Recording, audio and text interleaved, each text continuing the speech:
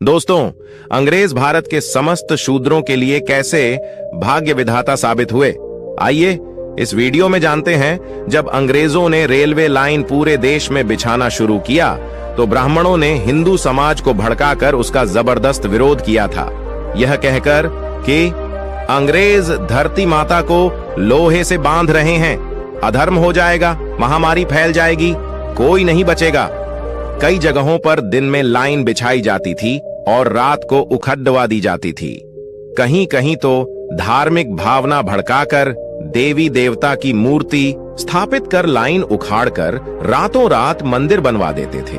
यदि आपको इसका आज भी प्रमाण देखना है तो गाजीपुर जिले में दिल्ली कोलकाता रूट पर दिलदार नगर जंक्शन स्टेशन पर उखाड़ी लाइन पर ही शायर माई का रातों रात मंदिर बनवा दिया था।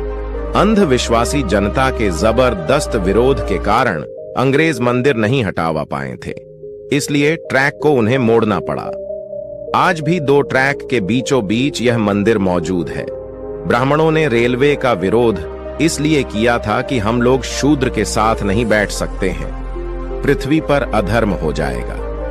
हम लोगों के लिए अलग बोगी, नहीं तो डब्बे में ही अलग से ऊंची सीट ब्राह्मणों के लिए बनाना पड़ेगा, तभी हिंदू धर्म की पवित्रता बनी रहेगी।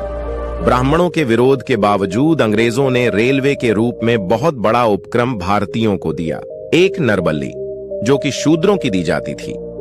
अंग्रेजों ने इसे रोकने के लिए 1830 में कानून बनाया था। 2 ब्राह्मण जज पर रोक। सन 1919 ईस्वी में अंग्रेजों ने ब्राह्मणों के जज बनने पर रोक लगा दी थी। अंग्रेजों ने कहा था कि इनका चरित्र न्यायिक नहीं होता है। 3 शासन में ब्राह्मण को शासन व्यवस्था पर ब्राह्मणों का 100% तक कब्जा था। अंग्रेजों ने इन्हें 2.5% पर लाकर खड़ा कर दिया था।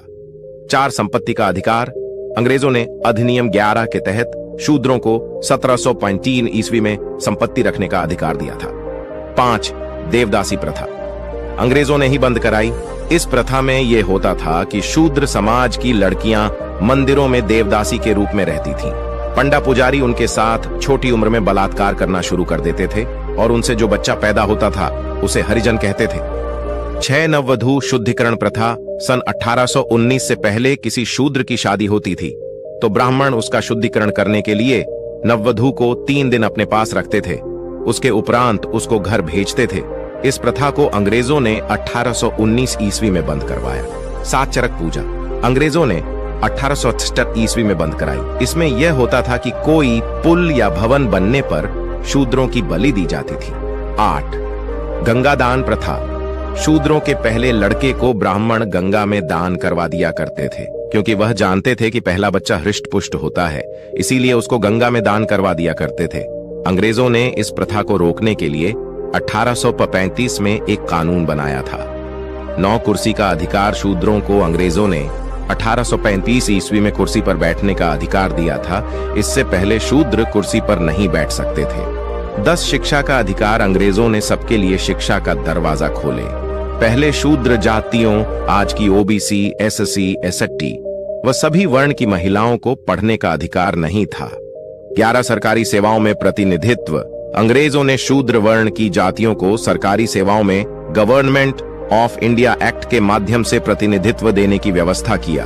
अतः अंग्रेजों ने शूद्र, अतिशूद्र जातियों के हितों को ध्यान में रखते हुए अनेक सामाजिक, आर्थिक और राजनैतिक सुधार किए थे।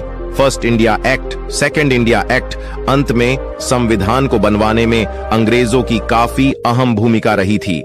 महात्मा ज्योतिबा फुले ने तो यहां तक कह दिया था कि शूद्र अतिशूद्र के लिए अंग्रेज भगवान बनकर आए हैं।